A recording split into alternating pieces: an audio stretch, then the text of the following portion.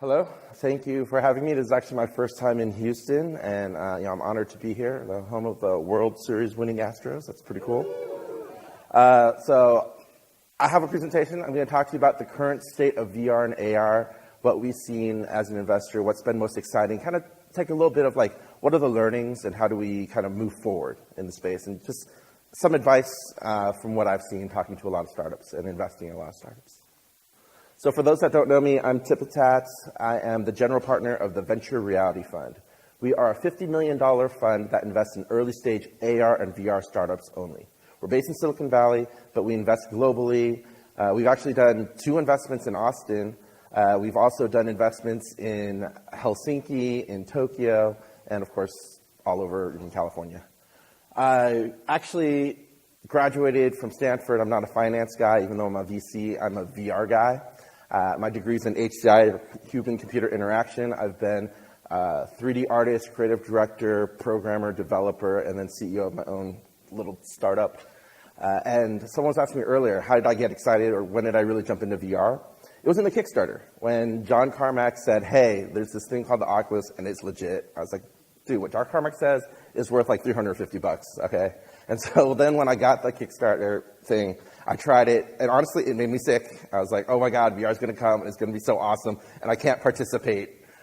But then I realized, oh, it's just because I connected to my Mac, and my Mac sucked. And then I got a decent computer, and then once they announced like positional tracking was coming, I started experimenting and just building like weird VR experiments. Most of them were pretty bad, but then there was one that I was really proud of. I worked with another artist named Eric, and we tried to recreate the movie The Matrix, because a lot of people were like, oh, hey, let's go to places in VR. And I'm like, oh, I love The Matrix. Let's go to The Matrix. So we created this thing. It was kind of like an interactive movie simulator, almost like in Ready Player One. You have to like, you are Neo. You have to act out the scenes. You meet Morpheus. He talks to you. He tells you the world's a computer simulation. And then we also had the parts where, oh, you have positional tracking. That means you could actually dodge the bullets and, playing around with things like that. And one part of it was we wanted to make the jump program, because in VR, scale is so powerful. So in the jump program, just like in the movie, everyone fails the first time. So you run, you jump, and this was actually controller-based because that's all the input we had at the time. But when you jump over the building, if you look down, you actually fall 40 stories and you bounce off the ground. So I just programmed this thinking it'd be a fun experience, and the crazy thing that happened to me was, I don't know how or why, but I accidentally cured myself of my real-life fear of heights. And that proved to me that VR was something so powerful, something so new, and that would be a force for good, not just for gaming and entertainment, but also for the way that we learn, the way that we communicate, and the way that we work. So that's when I really decided I wanted to be an investor, and I want to do something different, and I really want to impact the space in a broader way. So I've now looked at over 3,000 startups in the space in the past almost 3 years that I've done this journey. I've been fortunate enough to invest in 21 companies. I speak at a lot of VR and AR conferences all over the world. I've actually lost track of how many I've been at so far. I think it's past 60. And I also mentor VR and AR incubators worldwide. But that's enough about me. I just want to tell you who I am. But the one thing that bothers me is, like, earlier this year in particular, everyone was saying VR is dead. People were talking about, like, oh, headset sales are low. VR already lost its chance. TechCrunch in particular was just like, oh, yeah, this cycle of VR is over. What do we do? But like this actual fake Mark Twain quote, the reports of the death of VR have been greatly exaggerated. I'll tell you why. So it's true. The 2016 numbers of headsets were relatively modest, especially compared to what the analysts were overhyping. There were a lot of people like, oh my God, the first year of VR is going to sell like 30 million. And it was kind of weird, because if you actually talk to any of the headset manufacturers, they're like, we couldn't even make that many if we tried, because we're all using these OLED displays and all these new components. And it's very tricky. But, I mean, it was still pretty modest, right?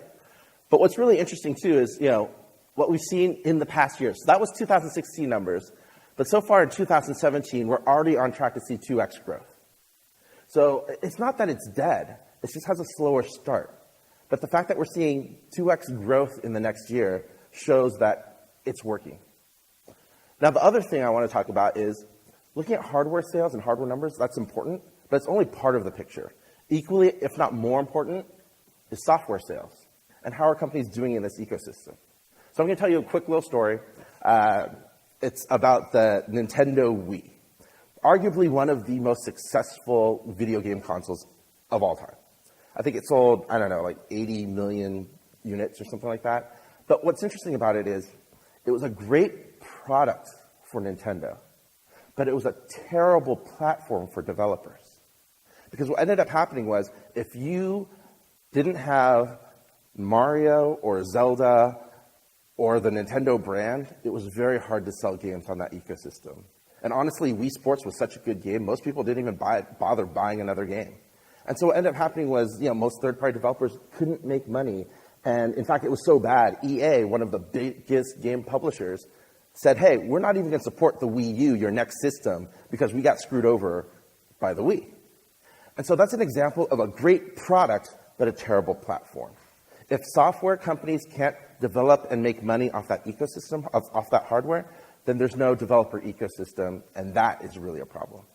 But we're seeing the opposite in VR. So what I want to talk to you now is there's been over 36 titles that have sold over $1 million, even in this early stage of VR. And that's great. That means the average revenue per user is high. People that have VR, they love it, they support it, they want to try different experiences. And so it's not that people don't love VR, it's just that not enough people have exposure to proper VR and have access to it and are engaging with it. But what's also interesting is, okay, so we're seeing this breakdown. Steam, there's over 18 titles. 9 of them actually have generated over $2 million in revenue. What's awesome is most of those titles, too, I'd say over 60% of those titles, cost less than $1 million to make. So those companies are actually profitable and doing well. Oculus Store has over 8 titles. And then PlayStation Store, it's hard to get the data, but we estimate over 10 titles have sold over $1 million. And these are VR-only titles. I'm not talking about games like Resident Evil, which sold, I don't know, I think they counted like 25 million copies and generated crazy amount, but it had VR and non-VR, so I don't really count that. I'm just talking about VR-specific titles. And if we look at the top-selling titles in Steam VR, what's interesting is, too, it's not just gaming. And it's not just stupid shooter games. It's a combination of a lot of different things. I mean, of course we do have shooters, but we have art programs, we have Job Simulator, which is its own kind of category, Audio Shield, which is music game, Virtual Desktop, which is productivity app, Star Trek, which is a Starship Simulator, Gallery, which is an exploration kind of myth-style game, adventure game. And so you see a lot of diversity. And so I think what's really interesting, too, is the sense of it's not just this idea of, hey, we need AAA first-person shooters, and that's what's going to make VR a success. If we look at the early data, it's saying that, honestly, this is a new platform. There are no rules. Anything can exist, and anything can succeed. So the other thing, too, that's very interesting, and what's helping VR adoption grow is that there were price cuts earlier this summer. So the Oculus was the first. They dropped their price down from almost in half. Then the HTC followed suit, and the PlayStation dropped their price a little bit. But what was really interesting, it really helped the sales. Over here, originally the Vive was outselling the Oculus 2 or 3 to 1. And then by the end of the summer, you could see there's almost parity between the two. And so HTC continued to sell well, but then it was really the Oculus selling so much better that they caught up in installs. And then what's also really interesting is we haven't even talked about the Windows awful name, mixed reality headsets, which are really VR headsets. But what's great about these are they're super cheap, but if you ask any developer, they're surprisingly good. And most importantly, they have inside-out tracking, which means you don't have to set up external sensors, so it's much easier to set up and deploy. But then the other thing is it's slightly higher resolution, which means text is legible, and that's going to be great for all the enterprise VR companies, because now you can actually read text and do more traditional work, and it's much easier to work with. And then, of course, it's not just Microsoft doing it alone. They're working with partners like Acer, Asus, Dell, HP, and Lenovo. And a lot of these guys now are thinking about how to do VR in the enterprise. So we're only just beginning, but I would like to say we're doing pretty good. The other thing, the big trend right now in VR, is that VR arcades are booming. IMAX VR had a successful pilot in LA. They've now rolled out to New York, I think Canada as well. Namco VR Zone in Japan, which has Mario Kart VR, which is one of the coolest things ever. It has a 2-hour wait to do Mario Kart VR, and people are so happy to do it, and it is worth it. Disney invested in a company called The Void, and they're bringing Star Wars IP into VR, which is huge. And then Westfield and AMC have invested in a company called Dreamscape. But Westfield is one of the largest mall chains. AMC is one of the largest theater chains. So you're going to see a massive rollout of VR on a level that we've never seen before. And we think that this is very important because, like I mentioned, a lot of people just haven't had a chance to experience VR yet. And this will be their opportunity to understand what good VR can be about. And then the other note, too, is that, you know, if we're talking about VR, you have to talk about, or VR arcades and cafes, you have to talk about China. There's already 12,000 up and running in China. It's crazy. The other thing I want to talk about, too, is Hollywood. Hollywood is all in on VR. It was interesting, you know, like a couple of years back, they were like, okay, what is VR? Then they would like maybe do like a test 360 video. And now a lot of the big studios have a VP of VR and AR, and they have a production team that's putting out content. And, you know, it's the other thing that people say is, okay, we need killer content. We need, you know, IP content is king. How do we get people aware of VR? It's by getting them to interact with VR with their favorite experiences, like Marvel in VR, and you actually get to feel like you're a superhero. Justice League, the same. Pixar is also now doing VR. Walking Dead, Silicon Valley. I mean, it's amazing how many big brand IP is jumping into the space. And what's actually really interesting, too, I don't know if you guys have seen this yet, but Billy Corgan from Smashing Pumpkins worked with Viacom and just did this thing that was very interesting. It's the first music video that was created in VR. It was actually painted in Tilt Brush. And so you can watch it on YouTube just as a regular music video, and it just looks cool, and the Tilt Brush art just looks awesome. But then you can also put on a headset and see it in VR, and it's a volumetric experience. And so they actually went to the Microsoft studio, captured him not just in 360, but in 3 dimensions. And you actually walk around him and be in that world with him, and it's amazing. But you can see that content is evolving, the brands are in, and we think that's going to actually help push VR forward. And then, of course, you guys know this, since this is the VR for Enterprise conference, but one of the, VR for Enterprise, it was one of the original purposes of VR, and we're seeing a lot of huge progress. Ford 5 has actually been using VR in car design for the past several years, actually, even before this new wave of VR. Walmart, Fidelity, UPS, DHL, and more have committed to training their employees in VR, which is amazing. Vivid Visions, Applied VR are some of the companies that are showing that VR works for healthcare, and not just for training, but actually for treatment. Vivid Visions, I think they're going to talk later. They're doing eye therapy in VR. It's pretty amazing. Applied VR is doing the case where they're trying to get people off of opioids and tackling that disaster, and showing that if you use VR, you don't have to use as much drugs to get people through a surgical procedure. And then Accenture Labs has proved that learning in VR is more effective. Not only is it faster, but retention is actually way improved. And then, very interestingly too, Hollywood is using VR to help make their blockbuster films. So Garth Edwards, the director of Rogue One, used VR, the Vive, and a virtual camera rig to help him do camera movements so that the film felt more organic and less artificial, even though it was all CG shots. Same with Jungle Book, and also will be used for The Lion King. So the other big news when people were talking about how VR was dead was that they were looking at funding and investment in the VR space. And what was very interesting was they looked at Q1 of 2016 and compared it to Q1 of 2017, and they're just like, oh my God, VR, no one cares. What happened was, I think 800,000 of this came from one company called Magic Leap.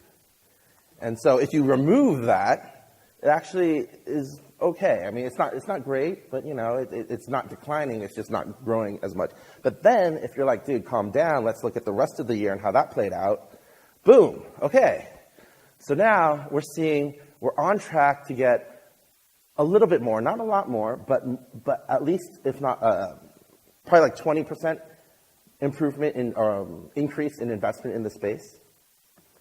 And again, there is a good chunk of that came from Magic Leap. But what's more important about this is in the year when everyone said VR was going to die or that investors weren't interested. And you can clearly see that investors are still very much interested and committed to the space. Not only is there a fund like mine that invests solely in VR and AR, but in this past 6 months alone, there's been 5 other funds that have been created with a focus on VR and AR. And this is something that I create at the VR Fund, and it's the VR industry landscape. This represents the leaders of the industry, quote unquote, companies that have either raised $1 million, have $1 million in revenue, or category leaders and have gotten mainstream press. And what's interesting was, this was 2016, and now this is 2017, and we're seeing 2.5x in terms of growth in the sector in just 1 year.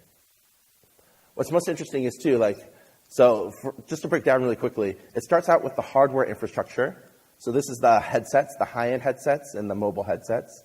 Then this is input systems, everything from hand tracking to treadmills and haptics and eye tracking. And then on top of that, we have content distribution platforms or networks and then content creation tools. And then on top of that, we have actually the application verticals themselves. Everything from, of course, games and entertainment, but healthcare, enterprise, location-based tourism. I mean, you can kind of see. And what's great about this is you can actually track and see not only how the industry's grown, but where it's grown and who's coming in and making it grow. And of course, gaming is the biggest vertical. There's actually a lot more gaming companies I could have listed that would meet the requirement. But again, I also wanted to, it's honestly getting so big, I might have to do this in VR. But what's great, though, is, it's a lot of startups, but also the big players as well. We can see that everyone is jumping in VR to help make this a success. And, of course, there will be companies that retreat from the space or startups that fail, but that's actually natural of any ecosystem. And I don't feel like VR has more than any others. Now, I want to talk a little bit about where we are in the industry, comparing especially VR versus AR. So this is the AR industry landscape.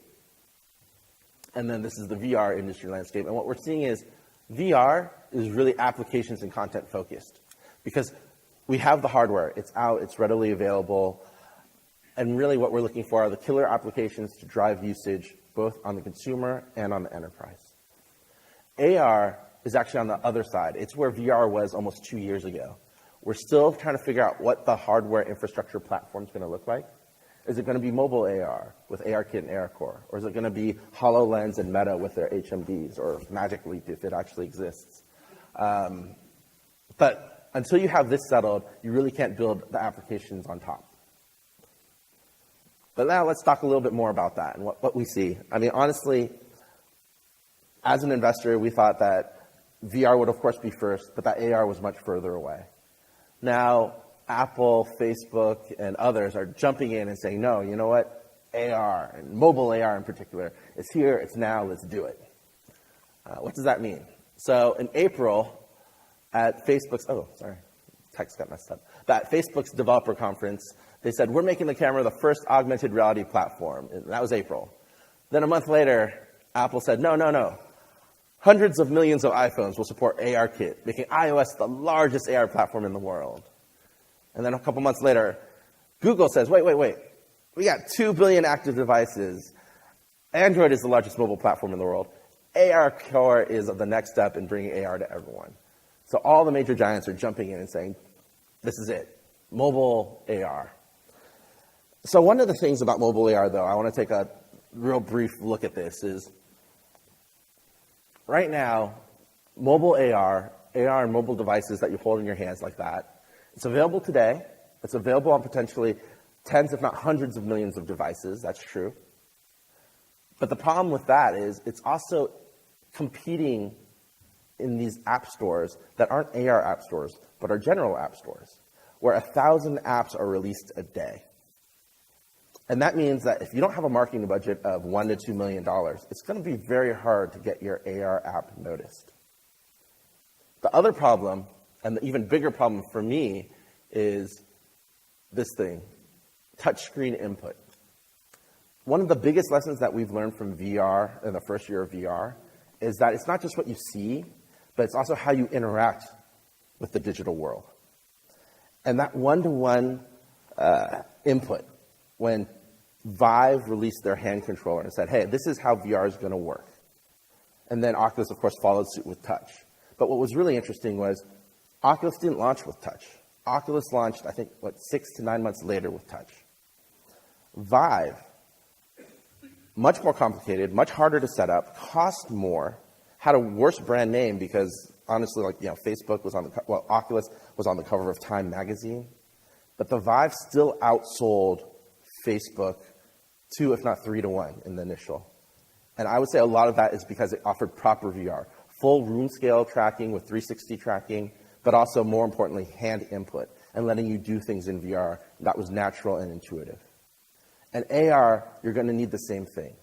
Like mobile AR, there's only so long you can hold something with your hands. And if you're interacting with something with a touchscreen, it's still hard to judge what you're actually doing, how you're actually doing it. And what's going to happen is it could very much be like what mobile VR was. Again, mobile VR, you're talking about a device where people are trying to either use gaze input or this touchscreen input, and it was pretty much useless as a computing platform. I mean, it's a great Netflix box, but beyond that, it hasn't been helpful for the startup ecosystem. Now, head-mounted VR. That's really the big picture. That's what everyone's really talking about and going towards, right? And there are dev kits available. The HoloLens was released over a year ago. But it will require new devices. But that also means a new app store. And so you won't be competing for attention with all the different legacy apps that exist. And it offers the high immersion, and hopefully will have natural gesture control. This is something that we haven't seen yet in the AR dev kits, but I'm hoping, crossing my fingers, that that will be there when the final product ships. But what I'm trying to say is this.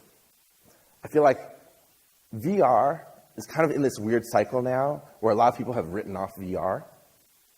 And the problem is the people that write off VR, the reason why they're running it off is because they overhyped VR, right? And now they're like, oh, VR isn't where we predicted because we were thinking, oh man, 100 million units by the end of day one, or the end of year one. And now these people are overhyping AR, and especially mobile AR, and say, oh my God, mobile AR is here. Everyone, do something. And it's just like, guys, come on, we've been here before.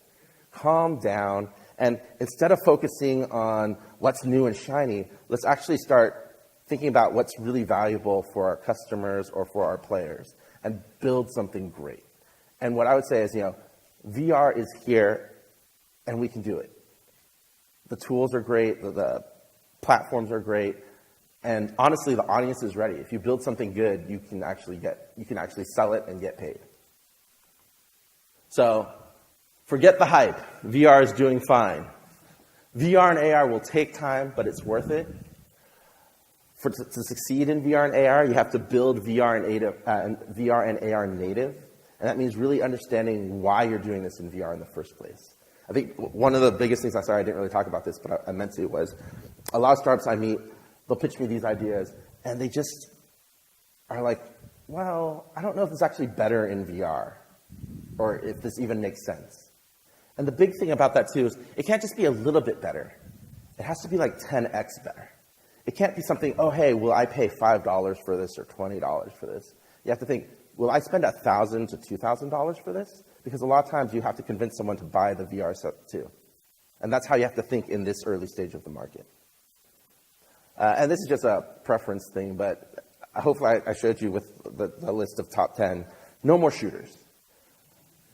I mean, there are a couple shooters on that list, but what's interesting is if you compare the numbers of shooters that are on that list to the number of shooters that are available, it's actually a very small amount of shooting games that succeed.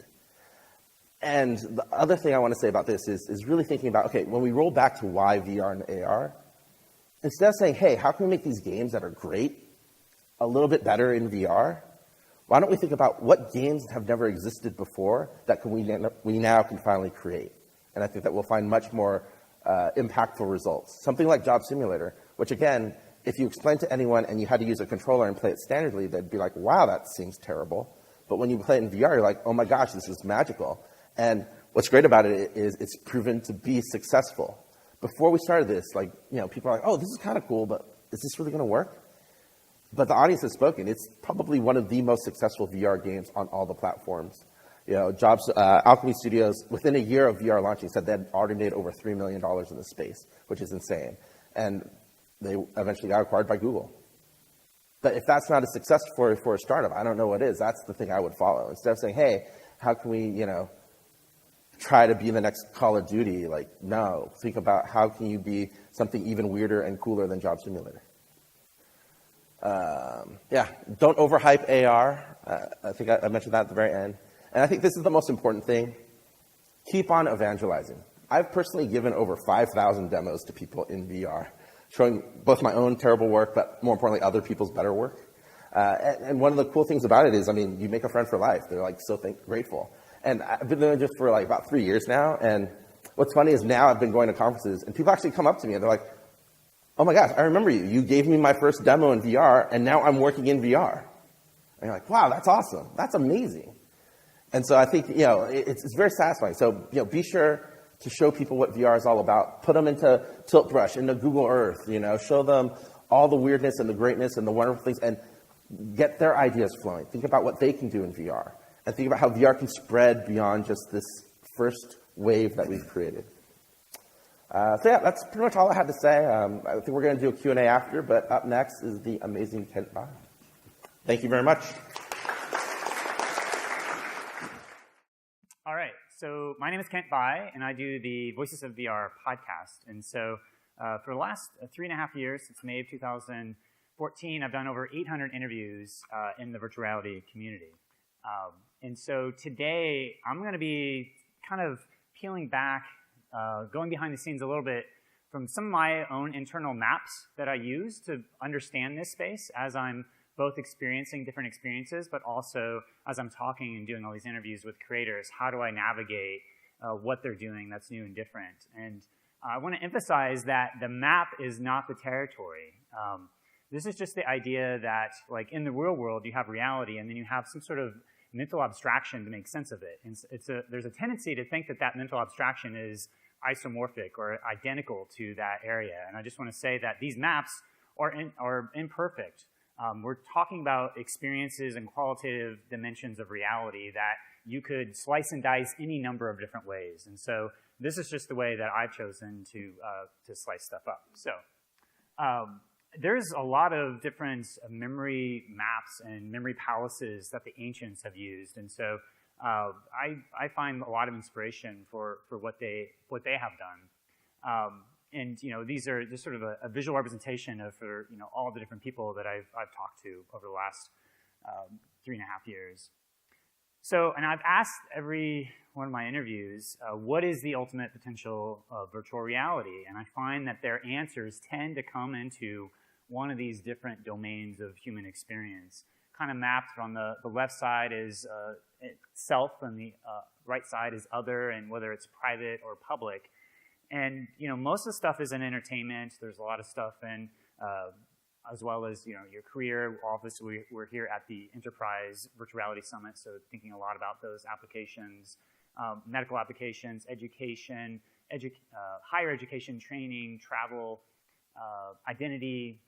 Those are the big ones. The thing that I'm going to be kind of like, people here are focusing on are these different ones in terms of what you're doing to use virtual reality in your career, to do higher education, to do communications with each other, as well as medicine. And so you have architecture, data visualization, 3D design, engineering, manufacturing, training, virtual teleconferencing, and then medicine.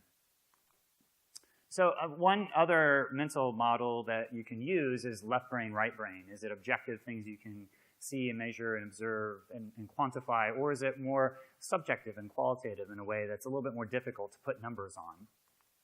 And if you go back into the history of visual communications, it started with visual communication with painting on the walls, and it was very much a right-brained activity. But at some point, they started to kind of do a little bit more of a blend and started to do hieroglyphs and symbolic representations of reality. Until eventually they started to abstract it into individual letters, and then you combine those letters and create further abstractions. And so as we've created these higher levels of abstractions, we've been kind of biased as a culture into more the left brain, objective and quantitative, and the right brain, subjective and qualitative, has kind of gone by the wayside. So with the printing press, this was really amplified. So once we have books, then it's really an amplification of all of that ability to capture information and knowledge in a new way. And from that, you have both the Renaissance and the Enlightenment, and you have Descartes, who philosophically said there's actually this split between the mind and the body, and that, what's happening inside your mind is that subjective is just kind of a different domain, and it's separate. So you have this kind of split between objective mind and science, things you can actually measure, and then the subjective body and then the spirit, that's like in the domain of religion that is kind of separate. And we've kind of still, in a lot of ways, used this as a mental model for how we differentiate our nature of reality. Either you can quantify it and put a number, or if you can't, then it's sort of in a realm of not real or just kind of like inner or subjective.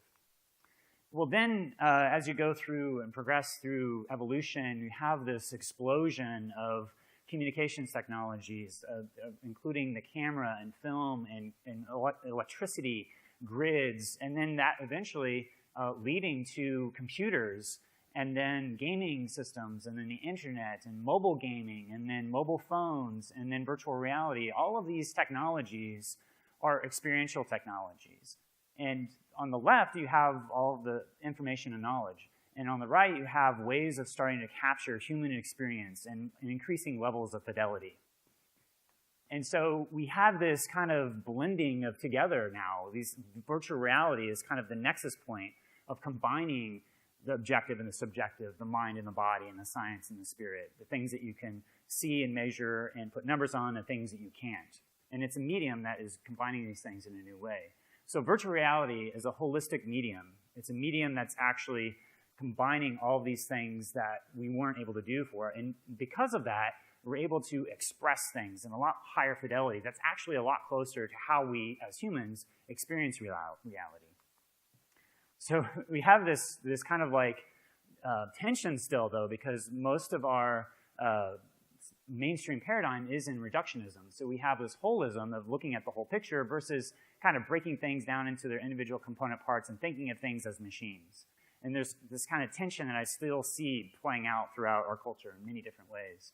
And so one of the maps that I use is Ken Wilber's integral theory, which tries to do a high level, like from on the left, you have everything that's inside. That's the subjective interior, the right brain, the subjective qualitative. And on the right side, you have the left brain, objective quantitative. And then from the top and the bottom, you have the individual and then the collective. And so the interior individual is the psychological, the spiritual. The interior collective is the cultural things. And then the exterior of the individual is everything that you can measure. That's basically empirical science that we have today, anything that you could basically do objective measurements. But that's within the context of a structural system, an economic system, different laws and political systems, all the larger things. So as I get into covering virtual reality, I'm just finding that at some point I start to look at like, well, how is the blockchain going to change how we do economics? How is it going to, what's the underlying, it's almost like the operating system of our society, and is that going to change our laws? And what are the things that you can use virtual reality to start to teach culture, to be able to implement different things that exhibit a culture, maybe with non-player characters or artificial intelligence, so you get a sense of what emergent dynamics may happen so that you get a sense of the culture before it actually happens. So again, these are all the different four quadrants of the things that you can, the interior of the individual, the interior of the collective, the exterior of the individual, and the exterior of the collective. And you have different sort of lenses. So you have the experience perspective, you have the behavior perspective, you have the culture perspective, and then you have the systems perspective. Now, that's all well and good. However, well, then I guess moving on with Ken Wilber, the next thing that he does is he starts to look at like all the different multiplicities of all the different types of intelligences. And so he looks to like Howard Gardner to look to see how there's multiple intelligences. So how do you start to integrate all these different types of intelligences? And then he starts to say, well, people don't just, they're not static, they actually grow and change over time. And so you have these different models of moral development or evolution, these developmental models. And so this is just sort of a low-level representation of like a moral development where your identity is, you're identifying with yourself, and then you, as you grow and develop morally, you start to then consider other people and empathize with your family, with your acquaintances, with strangers, until you keep expanding out to your community, the nation, the world, the cosmos. You can keep kind of going in that. And that's kind of what the spiral dynamics was, just a model that was starting to then take that both as an individual and collective layer and start to say, okay, how do you start to map these different evolution cycles, and then Ken Wilber combined that with his integral theory, and then you start to see like this super complex and dense mental model and symbolic map of the psyche and the collective culture. And it's great, but at the same time, there's problems with it. One of the problems is that it starts to create a hierarchical mindset, such that if you start to look at everybody as like, well, where are they at on the evolutionary scale, you start to be like, oh, well, I'm better than them because I'm more evolved because of this or that. So that's a problem.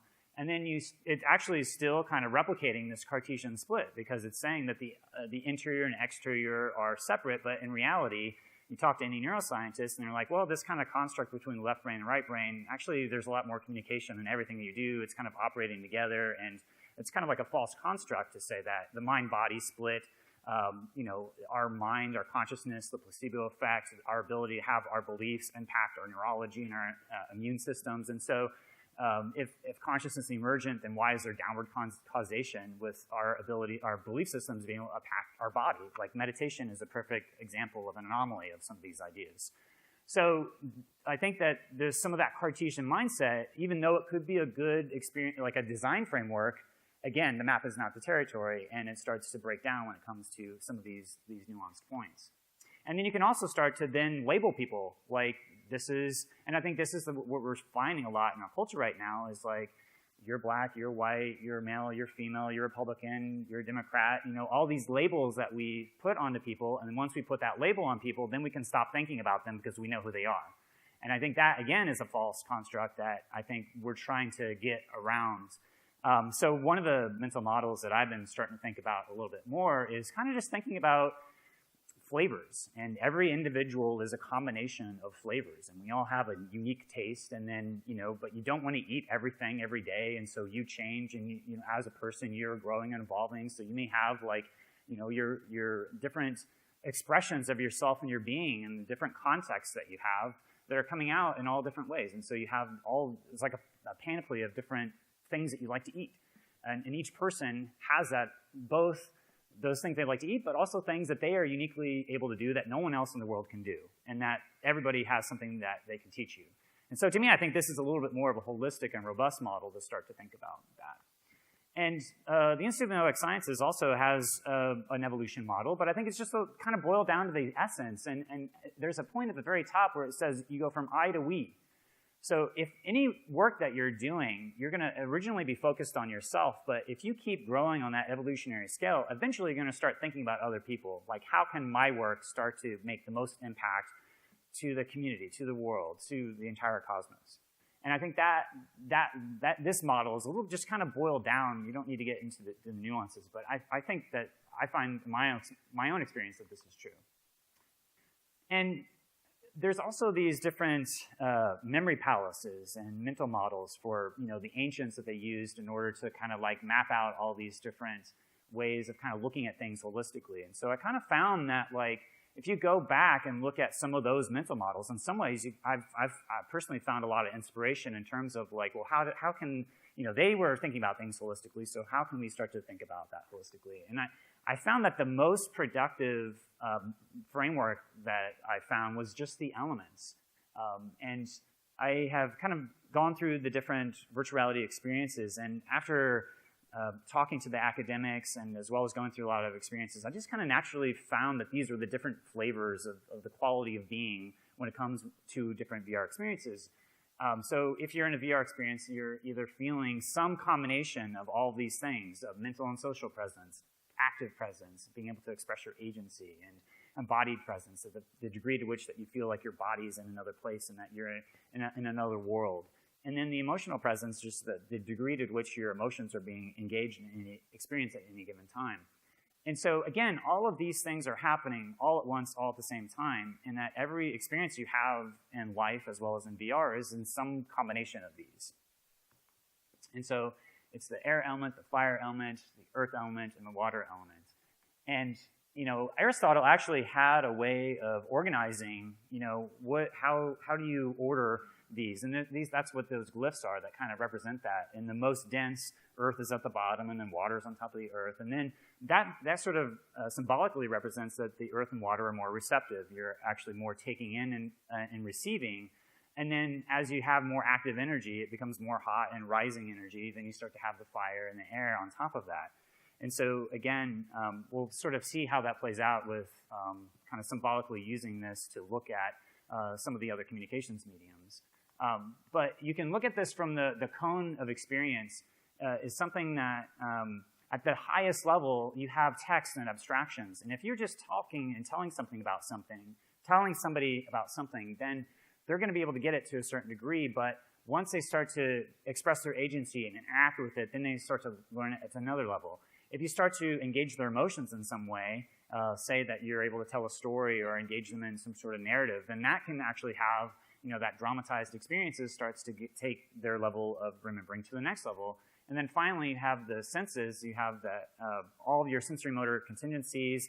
If you have all of your senses and your smell and your taste, and you're able to actually engage in things, and that is the most intense experience, and that's what creates memories. And so when you're thinking about training, this is what you're trying to do, is trying to give people the most holistic experience of all that. And the other thing, you have these insights from like the depth psychologists like Freud and Jung, who said, hey, actually about 90% of what goes on is completely unconscious. We're not aware of what's actually happening. And so that 10% of the conscious mind is that like air element, the thinking, and then everything below that, you have habits and behaviors and your emotions and your senses that you may not even be aware of. And there's so many processes of me just speaking the words and you translating what I'm saying, the sound into words, into meaning that you're not thinking about. That's also just happening. And so, but there's so much of our trauma, our wounds, and things that we don't even like recognize that's just at that subconscious mind level. And some people look at this and they look at the data and they say, hey, actually, maybe we don't have free will at all because, we're just formed these habits and we're kind of reacting. And so what is the degree to which we can actually make a choice? So a lot of what happens is that all these things are happening in the senses and feelings and behavior, and then your mind comes up with a story for what it did, and people think that story is why they did it when actually they had already done the action before the signal had even reached their mind. So I think right now we tend to think that everything starts with the mind, but I think in this current environment, I think we're learning many different lessons as to why people may not always be thinking first, and they may be driven by emotions and behavior. But the challenge is, well, how do you create new habits and behaviors in people, and how do you create a holistic experience? And I think this is where VR comes in, is because they have this idea of embodied cognition, which is that you actually have to be embedded in the environment and having decisions that you're making. So you're making choices, and then you're taking actions within the context of that environment. And then having all those things happen all at once is why VR works, and why VR is not going to go away, and why VR is going to be the most powerful training platform that we've ever seen, because of these concepts and the integration of all these different things. And so Carl Jung actually was very inspired by a lot of the elements, and he based his psychological personality typographies on these elements. So the air element being thinking, the fire element being intuition, the earth element being sensing, and then the water element being feeling.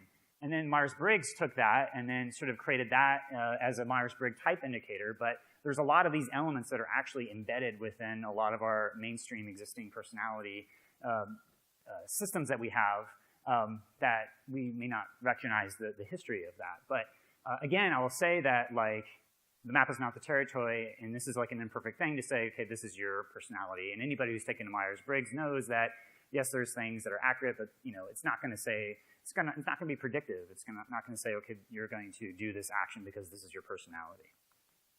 And the temperament is also something that a lot of different schools, I know it's either one of the sort of alternative schools, use temperament to see okay, what is the learning style of this person? Given that everybody has a different personality type, they're going to have different ways that they're going to be learning. And I think that's important because right now our culture is basically if you have good cognitive capabilities and you can think well and you can sit in a classroom and be lectured at and that's how you learn, then you do great, but it leaves everybody else behind. And I think that there's all these other types of learning and modalities that I think that as virtual reality grows, it's going to create new opportunities for those people who are experiential learners. They have to have the experience. Or maybe they're learners who have to actually play with it before they really understand it. They have to manipulate it and see how it interacts with their agency. Or if they're like water, then they have to know there's a certain element of being really emotionally engaged and sort of feeling into it in a certain way. And again, going back to Howard Gardner and multiple intelligences, these different intelligences could kind of get mapped down into the different elements as well if you wanted to kind of take it to that level. I did an interview, I've done about 90 interviews about artificial intelligence for the Voices of AI, which I'll be launching here hopefully within the next couple of weeks. But in my first interview, I was like, the big question is, what, how do you define intelligence? Because if you just take an IQ test, then that's one thing. And in my first interview, Rao Kamapade, he was like, oh, well, there's cognitive and social intelligence and manipulative intelligence and perceptual intelligence and emotional intelligence. So this elemental framework actually maps over into what artificial intelligences also happen to do, and it is a way of thinking about how intelligent you are. Now I wanted to talk a little bit about, we're moving from the information age to the experiential age. So what's that mean? Well, in the book by Pine and Gilmore, they say that we're moving from delivering intangible and customized services on demand to staging memorable and personal experiences that are revealed over a period of a duration of time. And that part of you're immersed into an experience that has a beginning and a middle and an end. It's kind of like analogous to reading a book. When you sit down and read a book, you sit down and you commit yourself to like reading a chapter. And virtual reality and the experiential age is kind of like that. People commit to having the experience. They have a beginning, middle, end, and it's revealed over time. So, welcome to the experiential age. So with the printing press, that was able to capture information knowledge in a new way, and computers and computing technology is able to capture human experience in a new way. And it's democratizing human experience. And so again, these are the different experiential age technologies that I see, everything from computers to video games to the internet to mobile gaming, iPhone, and virtual reality. So if you map that over to the elements, you have the social elements or the social presence of the phone, communicating with your friends, learning from computers, expressing your agencies, a lot of video games. Film is kind of like the quintessential medium to be able to capture an emotional experience so that you could, have your feelings really engaged in the narrative and the story. And then virtual reality is bringing the body into the computing for the first time. And so we have our body that's engaging with the immersive and computing platforms. So I just wanted to kind of walk through how I've been using the elemental theory of presence for an experiential design framework. So you have all the different levels of presence. And so here's some questions that you can ask. For the mental and social presence, what are the rules? How can you connect with other people? What are you going to learn? In terms of designing an experience, how are you going to be able to participate? And what actions can you take? And what can you explore? For embodied presence, you have how are you immersed? Who do you become? And where do you go? And then for the emotional presence, you have what emotions are invoked? What's the story? And what's the vibe? So let's look at active presence. SUPERHOT is a great example. It's a shooter, but at the same time, it's integrated so that it's an embodied gameplay. So your body actually becomes a controller. As you move the time. And I think that is an example of a shooter that sort of is using some of the unique affordances of virtual reality that goes beyond just pointing and shooting, because you're actually kind of like really moving and the entire world is changing as you're moving. Soundboxing is a game that it's similar to Audio Shield, but you can record your own take, which I think is really important because you start to be able to record your embodiment, and then you can start to kind of train yourself to get into these different flow states. And flow states, I think, is probably one of the most powerful potentials of virtual reality that we're going to see evolve more. And that's when you have a high skill and high challenge. So if you're challenged and you have high skill, that's when you get into a flow state. If you have a high challenge but low skill, you're going to be like overwhelmed and filled with anxiety. And if you have super high skills but low challenge, you're just going to get bored or be apathetic or have a level of, it could also be relaxing. So that potential of like, what does it mean to have a society that is in flow state all the time? Sitting in front of a computer and typing on email is probably the antithesis of what it means to be in a flow state, unless you're, that's your thing. But I think that as we engage the body in computing and start to use conversational interfaces and move around, we're going to be able to leverage flow states while we're being productive in the context of the workplace. And for me, that's one of the things I'm most excited about. Twitch is an example of something where you're watching people play video games. And the reason why is because they're getting into flow states. As they get into a flow state, then you see somebody at their peak performance, but it's taking a picture of them so that you have their embodiment, what they look like while they're playing, so you can see their facial expressions and reactions. And then you're seeing them emote and engage into a narrative or a story of like, oh, maybe they're playing player unknown battlegrounds, and are they going to win? And that becomes the story. Each round and each session, you get immersed into the narrative and the story that's emerging. And sometimes they're either engaging their audience directly in dialogue, or they're playing with other people, and you're overhearing two people kind of chat. So it's kind of using all these different dimensions of full presence, and that's why I point to it as a harbinger of the experiential age, is because it's live and it's in the moment. For social and mental presence, so a lot of the VR different experiences that are out there. VR chat's interesting because it's actually focused on world building and creating custom avatars and identity. A lot of experiences that are out there, they kind of create the worlds for you, but in VR chat, you're creating the worlds, and you're able to do whatever avatar you want, and you have this level of expression of your identity. So it's a social VR that's actually focused mostly on the embodied presence and environmental presence. Rec Room, on the other hand, is one that is completely on the games that you're doing. It's all about the agency and the different ways that you can play and have fun together. And I Expect You to Die is another example of like the mental presence where you're solving puzzles, and it's like an escape room. So you have to solve something in order to get out. And WebVR is another example, I think, of integrating the web and tying in information in a new way. And for me, if you look at the Metcalfe's law, it's the idea that as you have different interconnections, it's those interconnections that make it so much more valuable. So the value of the network becomes equivalent to like the square of the nodes that are connected to that network, meaning that right now we have an app ecosystem where all those apps that are out there are isolated walled gardens, but the value is going to come when you're going to be able to go to a virtual world and be connected to other ones, and you're able to have the sense of discovery of being able to be connected to all these worlds. And so that principle of Metcalfe's law is why AOL and CompuServe sort of went by the wayside, and CD-ROMs, and why the World Wide Web has become so important. So that's just to put that in there. And I think this is going to be an important part for people who are doing stuff in enterprise, because they want to have something that they can assure that is going to be around and have an archive and ability to be able to see 10 years from now. And Unity at this point is kind of iffy, even within the context of creating something over 2 years ago. Is it still going to run? Is it still going to work? And so that's the promise of web standards, is that it moves slower, but you're going to have more archivability over time. In terms of embodied presence, I think Google Earth VR is probably one of the best examples of being able to invoke the feeling of embodied cognition.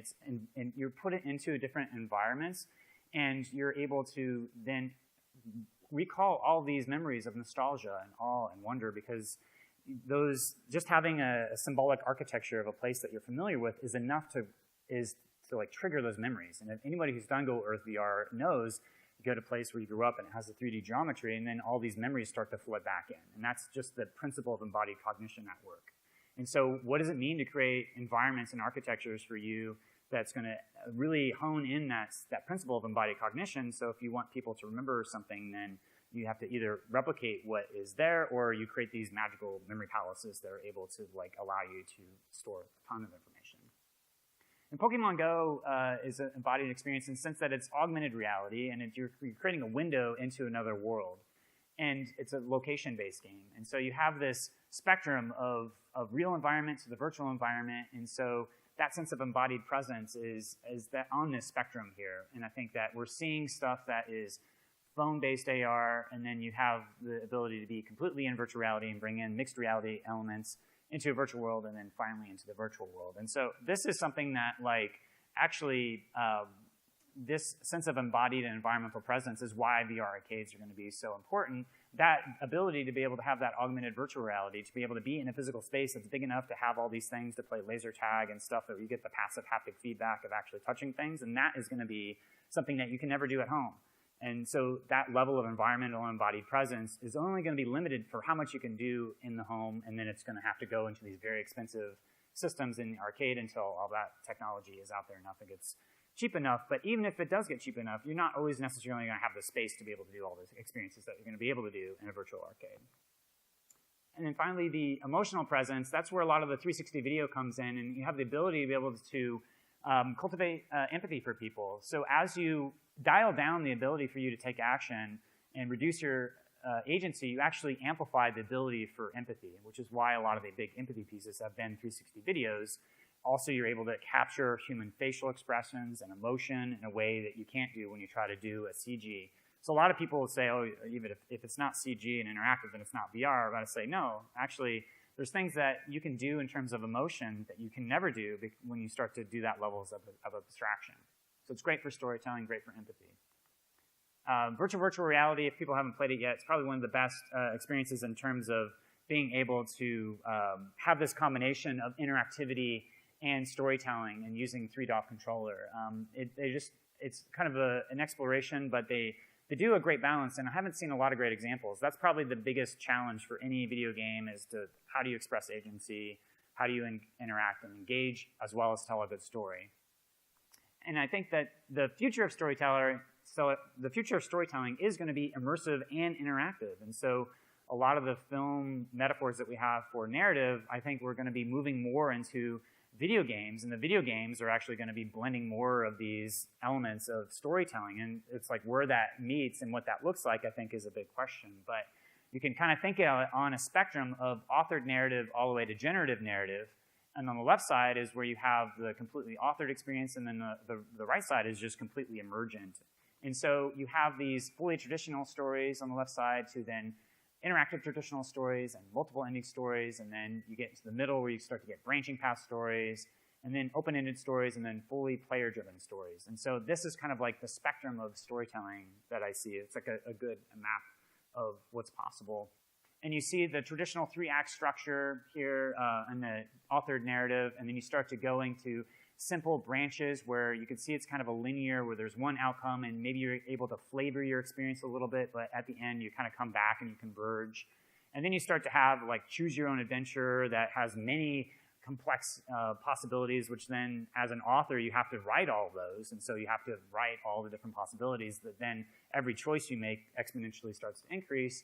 And then you start to have like an open world sandbox, which is more starting to create a probability space, but by the time you get on this side, then the narrative starts to go away, which is why like something like the Grand Theft Auto may have something that it's a great sandbox, but then the narrative components become not as strong.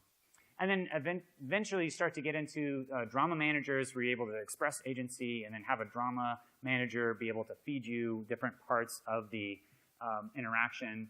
And then eventually you get to the place where you're starting to just think about it more of a probability space of having a conversation with an individual. And at this point, you're generating a personality for an artificial intelligent non-player character where you're able to have a conversation with.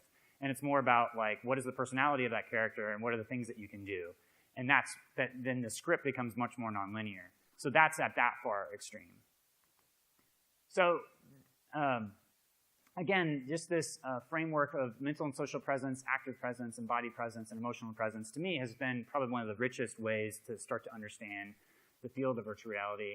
I want to close things up by a little bit, some of the more philosophical questions that I've been getting into, which is, what is reality? And this is a mental model that we all have that we may not fully always look at. But dualism and materialism has this sort of split already where there's objective, subjective, body, mind, and science and spirit.